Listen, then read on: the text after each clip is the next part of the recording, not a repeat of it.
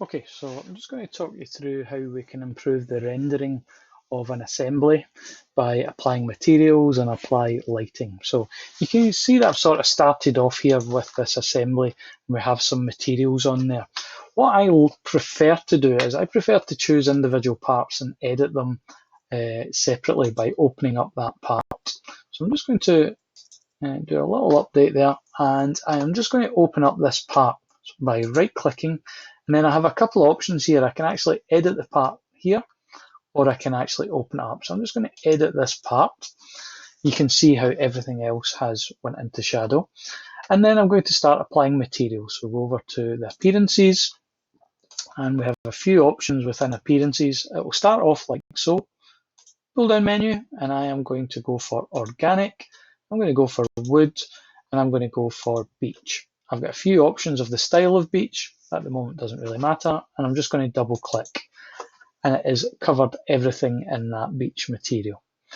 I'm now going to select a few individual panels. I'll just start off with one just to show you what we do. So we're into the appearances tab again. And this time I'm going to use plastic. I'm going to go for soft touch, and then down the bottom here, scroll down, you'll find green, double click, and you can see, hopefully, no, it didn't quite behave itself. We'll try that again, double click.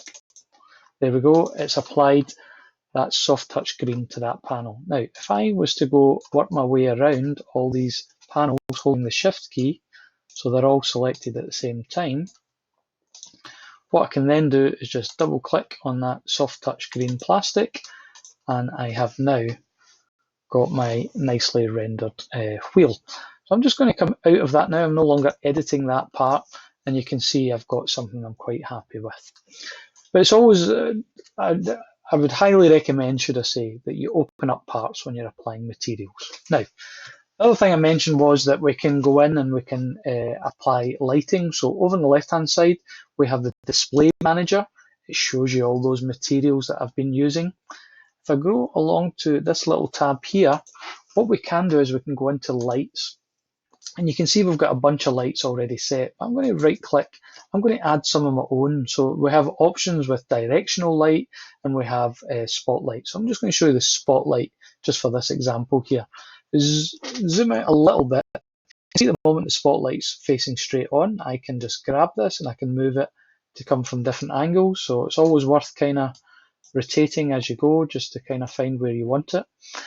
The red dot is the focal point of where that light is going. Okay, so you can play about with it, and it kind of gives you an indication of how those shadows are going to be affected within your render. So that's coming from behind.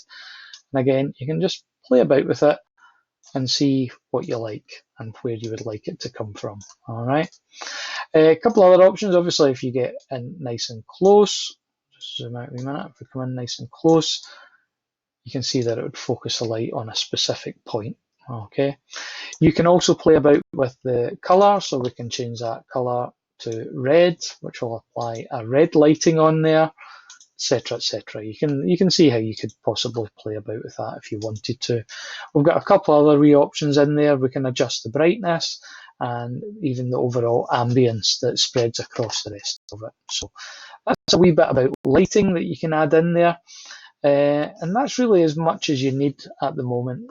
Play about with the ambient light, that's the overall lighting of the room, and then play about with the directional and the spotlights, just to help improve the render and give a more realistic look with shadows, etc. Okay.